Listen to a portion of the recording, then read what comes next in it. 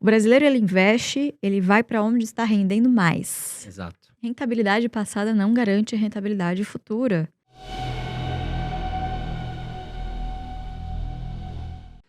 Olhando a bolsa hoje, na sua opinião, você acha que a bolsa tá barata? E por quê? Se está barato ou se está caro, na sua opinião? Aí tem que ter explicação. Acho que a gente tem que olhar números sempre, tem que olhar dados, né? Se você pega aí o PL da bolsa, ela tá extremamente descontada nos múltiplos atuais, né? Em relação à média aí dos últimos 10 anos. Não tô com o número aqui, mas Eu acho que é 5. 5 ou Eu acho que 6 é 5, vezes. que a média é 15. Tirando o Petro e Vale, enfim. Então, assim, extremamente descontada, mas obviamente, à luz do que a gente vê daqui em diante, né? O que os investidores pensam, né? Difícil você pensar a longo prazo num cenário de taxa de juros a 13%. É muito tentador você aproveitar a renda fixa, né? Então, é difícil você encontrar um investidor, por exemplo, que pense nas suas finanças em formas de caixinhas, né? Que é o famoso portfólio, né? Que o pessoal fala. Mas facilitando a linguagem. A sua caixinha do curto e médio prazo está sendo extremamente bem remunerada, mas a sua caixinha do longo prazo, você não pode negligenciá-la. Você Exato. precisa continuar a manter os seus aportes, principalmente agora em que os preços estão extremamente descontados. Maio agora, inclusive, é um mês muito farto em distribuição de dividendos, né? Então, semana passada aí foi semana cheia de assembleias, empresas deliberando aí sobre distribuição de lucros. Então, maio é excelente momento para pegar o dividendo, colocar, ao invés de colocar no bolso, colocar novamente na sua carteira previdenciária, na sua carteira de longo prazo, né? Então, acho que não existe um momento certo de você investir em determinado ativo, seja renda fixa ou renda variável. Você tem que alocar de maneira a colocar os seus recursos nas caixinhas corretas, nos produtos corretos, de acordo com o seu objetivo. Obviamente aqui, sempre vou querer puxar a sardinha pro lado da bolsa, né, André? Sim. Então, acredito que a bolsa, assim, tá muito barata. Mas tem que olhar o que tá comprando, né? Eu acho que de forma bem simples aqui, o que você quis dizer, Lu, tem uma diversificação, né? E estipule um percentual para cada classe de ativos que você quer, para que você saiba o que você precisa comprar, né? Porque senão a pessoa, ela fala, agora é hora de renda fixa. Ela concentra tudo em renda fixa. Exatamente. Mas ela não tem uma estratégia, ela não determinou percentuais para a carteira dela, né? E aí ela fica cega. Poxa, ela já tá lotada de renda fixa. E as ações estão num momento barato agora. Ela poderia equilibrar um pouco, né?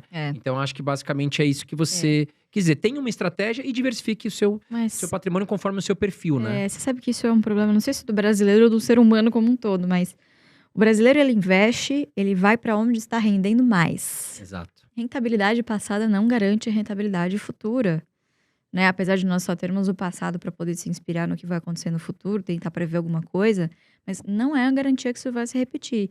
E via de regra, as pessoas geralmente chegam por último e querem sentar na janelinha. Geralmente, quando você chega querendo sentar na janelinha, já todos os assentos já estão tomados. Exato. Quer dizer, você chegou tarde demais.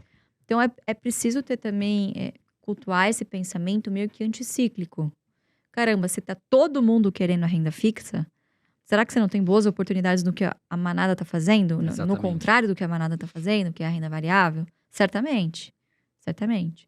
Mas, de novo, você não vai fazer isso com seus recursos de curto prazo, com uma reserva de emergência, por exemplo. Porque daí você incorre num erro básico, que é você ter que vender, se desfazer de um ativo de renda variável por necessidade. Exato. Né? Então, esse é um erro que você tem que evitar ao máximo, né? Tem que mitigar ao máximo. E a maneira mais correta de você fazer isso é você dividir aí nas caixinhas, né? Estabelecer os percentuais aí que te deixam mais confortáveis. Em relação, uma pergunta que é básica, em relação ao governo do Lula, né? Que vem toda a equipe dele.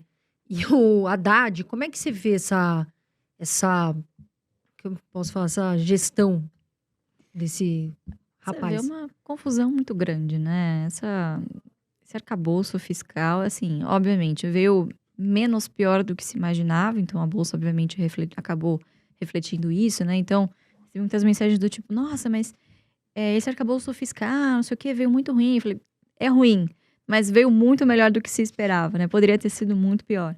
E agora a gente teve uma MP na calada da noite, né? Tributando trusts e offshores. Então, assim, a condução nesse sentido de reforma tributária, ela não está muito diferente das discussões que nós tínhamos, inclusive, no governo Bolsonaro, né? Inclusive, o próprio Paulo Guedes já tinha aventuado também fazer uma tributação desse tipo. Sim.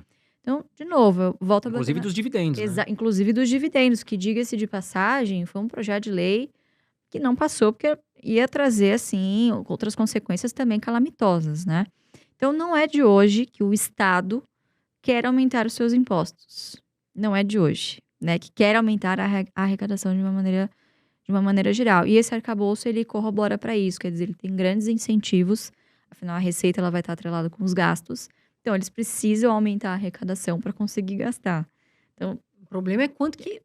é problemático, tá? Assim, hoje, lendo materiais, e não sou eu que estou dizendo, assim, outros economistas, espera-se que o que está escrito lá não vai ser cumprido. Aquele negócio, deixa margem, né, Lu, para que o governo gaste mais, porque, Exato.